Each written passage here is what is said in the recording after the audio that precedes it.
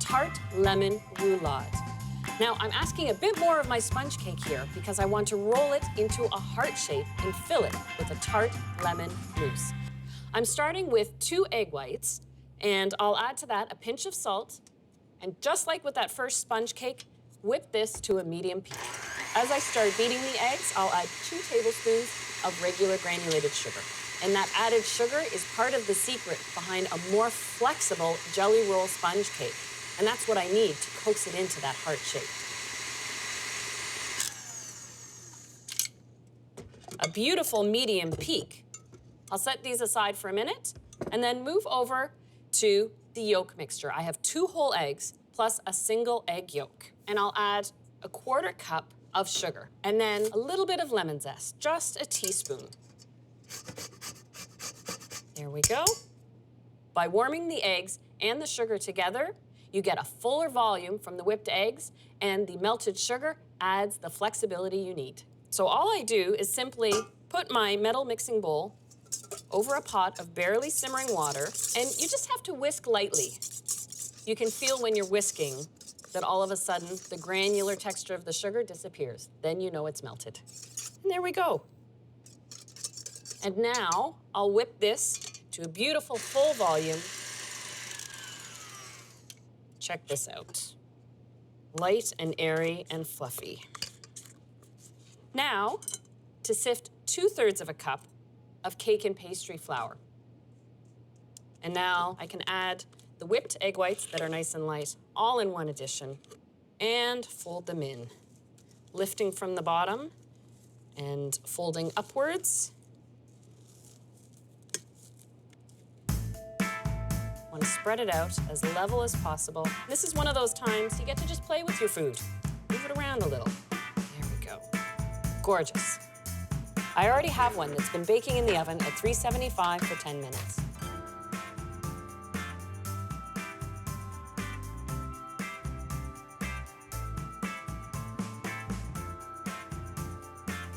We're gonna roll it from both short ends into the middle.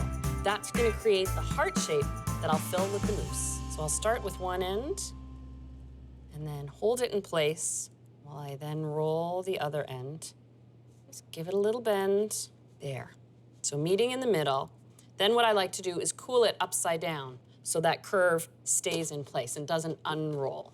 I already have one cooled and ready for filling. So now I'll show you this easy, rich and tart lemon mousse. It starts with a cup of mascarpone cheese. I'll add a 1/4 cup of sugar and about 2 teaspoons of lemon zest. Without the lemon zest, your lemon desserts would actually taste flat and not lemony enough. So I just stir this to combine, and then to make it even a little more fluid, I pour in a 1/4 cup of unwhipped whipping cream. This just makes it easier to fold the whipped cream that I've whipped into the mascarpone base. Now, I've got a cup of whipped cream that I've just whipped to soft peak, and this gets folded in. And the folding technique is still the same, from the bottom upwards. And the last addition is a 1/4 cup of freshly squeezed lemon juice. The acidity from the lemon juice is actually part of what lends the set in addition to the mascarpone cheese. It makes a spreadable mousse and also a mousse that slices easily for each portion of the roulade. Now, I find it a good idea to chill this mousse for a little bit. Let the acidity thicken it up, let the mascarpone set.